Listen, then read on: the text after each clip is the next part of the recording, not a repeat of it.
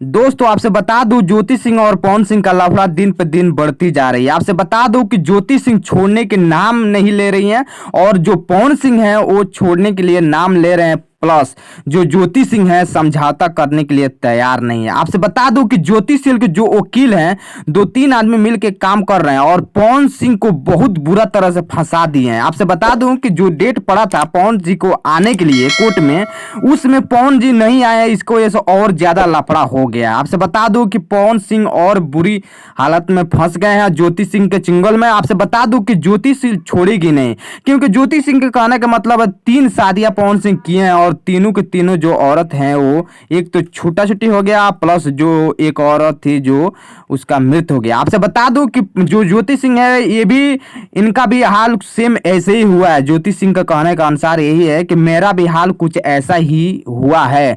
अगर मैं वहां से नहीं भागी होती तो मेरा भी बचना मुश्किल था। ज्योति सिंह का ये बयान बहुत ज्यादा वकील लोग सुन रहे हैं और पवन सिंह पर बहुत ज्यादा आरोप लग गया है। पवन सिंह बचने वाले नहीं। आपसे बता दूं कि आरा जिला में पवन सिंह अगर आ जाते हैं तो स्वयं जो ज्योति सिंह है पवन सिंह को नहीं छोड़ेगी। आपसे बता दूं कि जो ज्योति सिंह है इनके पिताजी दबंगी के काम करते हैं और पवन सिंह तो आप लोग खुद जानते होंगे उनका भी सपोर्ट है। लेकिन आपसे बता दूं कि बचने के बहुत ज्यादा चांस है, लेकिन देखते हैं क्या होता है क्या नहीं होता है।